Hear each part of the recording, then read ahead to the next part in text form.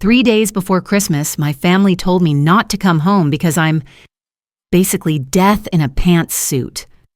But when my brother's girlfriend recognized me, everything changed. I stared at my phone after Blake's call, processing what had just happened.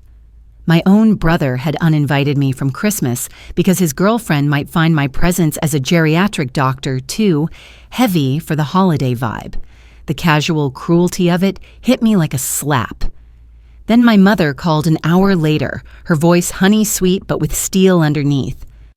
"Honestly, we might not answer the door," she said, as if I were some unwanted solicitor instead of her daughter. That's when something clicked into place. Not rage, but perfect clarity. I hung up and immediately opened my banking app. The monthly $800 mortgage assistance I'd been quietly sending them for 2 years. Canceled. The emergency fund I maintained for their unexpected expenses. Frozen. The car loan top-up that kept Blake's payments current. Gone. For years, I'd been their invisible financial backbone while being treated like an inconvenience. The golden child Blake got parties for dropping out of college for the 3rd time, while my medical school admission earned a worried comment about burnout. I'd grown up as the trial run, as Dad once joked, watching Blake get bigger cake slices and more attention for participation ribbons while my straight A report cards were filed away without comment. But I wasn't just the overlooked sister anymore. I was Dr. Lauren Ellis, senior geriatrician at Chicago Memorial, earning $180,000 annually with another $40,000 in consultation fees. I owned my condo outright, had $120,000 in savings, and most importantly, I had something they'd never understood: real purpose and genuine respect in my field. What they didn't know was that I'd been documenting their financial dependency for months. Every emergency loan to Blake, every mortgage assistance payment, every utility crisis I'd quietly solved. I had spreadsheets showing exactly how much of their lifestyle relied on my silent support. They were about to learn what my absence actually cost. I spent Christmas alone, and for the first time in years, it felt peaceful. No performative gratitude for gifts they'd forget I brought. No watching Blake get praised for showing up hungover while I helped Mom with dinner prep. Just quiet contentment and a growing sense of my own worth. The next morning brought 3 missed calls from Mom and a text. "Can you answer? You've done enough damage already." Before I could process that accusation, my Aunt Claire called. She was the only family member who still remembered my birthday and actually listened when I spoke. "What happened at Christmas?" she asked gently. "They're saying you ruined everything, but you weren't even there." That's when I learned about Savannah's dramatic exit. Apparently, she'd seen an old photo of me in their living room and recognized me immediately.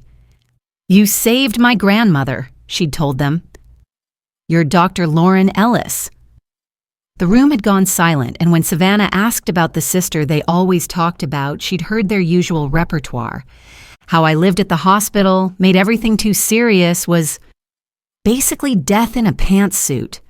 But this time, someone who wasn't family was listening. Someone who remembered the doctor who'd fought for her grandmother's dignity when everyone else had given up. Someone who saw the disconnect between the compassionate physician she knew and the burden my family described. Savannah had quietly gathered her things and left, taking Blake's future with her. Within hours, she'd posted about the experience online. Not angry or dramatic, just honest. She wrote about expecting warmth at a family gathering and instead hearing someone she admired being ridiculed by her own relatives. "Some people hide cruelty behind holiday lights," she wrote. "But the moment I saw that photo, I remembered what real kindness looks like, and it wasn't anyone sitting at that table." The post spread rapidly through her New York art circles. For the first time, strangers were describing me as someone who mattered, not someone who was too much or too serious. Meanwhile, Blake was facing social exile from the creative communities Savannah moved in. 2 days later, Mom called, skipping pleasantries.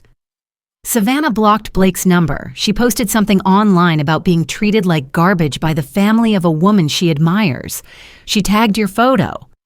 Her voice carried that familiar, entitled irritation, as if I'd personally orchestrated this exposure. We need you to talk to her, Mom continued. Just clarify that she misunderstood, that there was no bad intention. She's ruining your brother's future. His name is being dragged through those art circles. I almost laughed at the absurdity.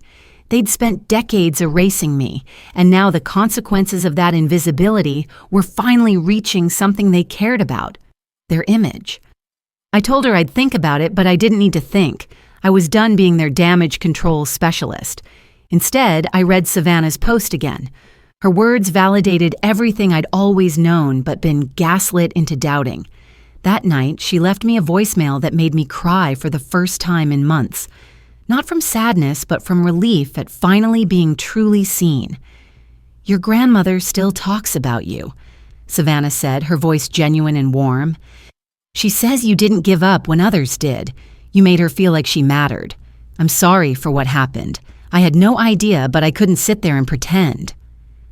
When my family realized I wouldn't fix their mess, they escalated predictably. Dad tried to sabotage my career by calling my hospital administrator with concerns about my emotional stability. It backfired spectacularly. The administrator apologized to me and assured me my position was secure. They sent group texts to extended family painting me as unstable, which only resulted in concerned cousins reaching out with support.